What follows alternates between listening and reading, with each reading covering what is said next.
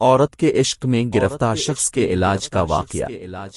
ایک دفعہ کا ذکر ہے کہ ایک شخص اللہ تعالیٰ کی محبت کی تلاش میں اصلاح نفس کے لیے ایک بزرگ کی خدمت میں حاضر ہوا اور شیخ کے تجویز کردہ ذکر اور شغل کو اہتمام سے کرنے لگا، لیکن جو خادمہ گھر سے ان کے لیے کھانا لایا کرتی تھی، اس پر بار بار نگاہ ڈالنے سے ان کے دل میں اس خادمہ کا عشق پیدا ہو گیا۔ چنانچہ جب وہ کھانا لے کر آتی، یہ کھانے کی طرف متوجہ ہونے کے بجائے اس کو عاشقانہ نظروں سے گھورتے رہے۔ وہ خادمہ بھی اللہ والی تھی، اس کو شبہ ہوا کہ یہ شخص مجھے بری نگاہ سے دیکھتا ہے۔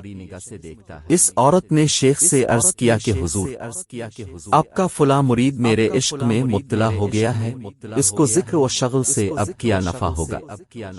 پہلے آپ اس کو عشق مجازی سے چھڑائے اور اس کا روحانی علاج کریں۔ اللہ والوں کی شان یہ ہوتی ہے کہ وہ اپنے احباب اور مریدین کو یوں رسوا نہیں کرتے، اور یہ حضرات کسی بری حالت سے مایوں بھی نہیں ہوتے، کیونکہ یہ اللہ کی معرفت ہے، ان کی نظر حق تعالیٰ کی عطا اور فضل پر ہوتی ہے۔ چنانچہ درویش نے باوجود علم کے نہ اس مرید کو ڈانٹا اور نہ اپنے اس علم کا اظہار کیا، البتہ دل کو فکر لاحق ہو گئی کہ اس کو عشق مجازی سے کس طرح نجات حاصل ہو۔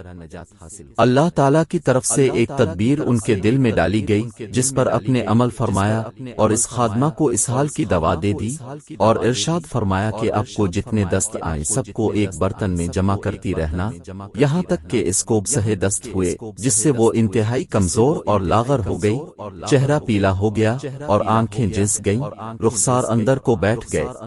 دست کے مریض کا چہرہ جس طرح خوفناک ہو جاتا ہے، خادمہ کا چہرہ بھی ویسا ہی خوفناک ہو گیا اور تمام حسن جاتا رہا۔ بزرگ نے خادمہ سے ارشاد فرمایا کہ آج اس کا کھانا لے کر آجو، اور خود بھی کونے میں چھپ کر کھڑے ہو گئے۔ مرید نے جیسے ہی خادمہ کو دیکھا تو کھانا لینے کے بجائے اس کی طرف سے چہرہ پھیر لیا اور کہا کہ کھانا رکھ دو۔ بزرگ فور کونے سے نکل آئی اور فرمایا کہ اے بے وقوف، آج تو نے اس خادمہ سے رخ کیوں پھیر لیا؟ اس کنیز میں کیا چیز کم ہوئی جو تیرا عشق آج رخصت ہو گیا؟ پھر بزرگ نے خادمہ کو حکم دیا کہ وہ پاخانے کا تشت اٹھا لاؤ۔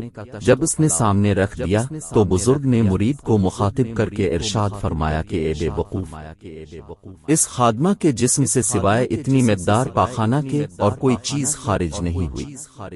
معلوم ہوا کہ تیرا مشوق در حقیقت یہی پاخانہ تھا جس کے نکلتے ہیں تیرا عشق غائب ہو گیا۔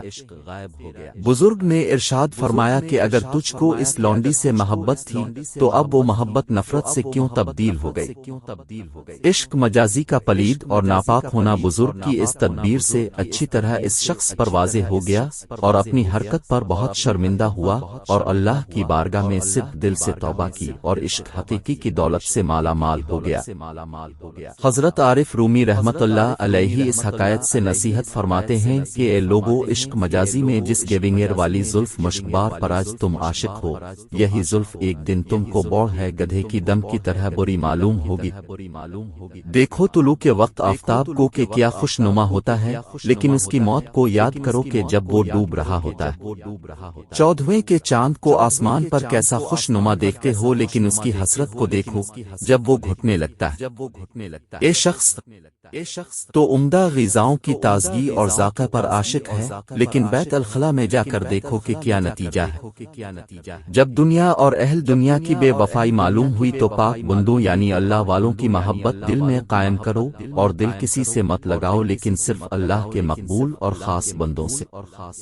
اس قصہ سے معلوم ہوا کہ وہ طالب حق عشق مجازی کے فتنہ سے موت تک نجات نہ پاتا، لیکن ایک مقبول بندے کی صحبت کے فیض سے اسے اس پلیدی اور ناکامی سے نجات مل گئی۔ اس مضمون کو حضرت مولانا رومی رحمت اللہ علیہ ارشاد فرماتے ہیں کہ حق تعالیٰ کا راستہ نری عقل سے طے نہیں کیا جا سکتا، کسی اللہ والے کی صحبت میں اصلاح کی غرض اور نیت سے حاضری ضروری ہے۔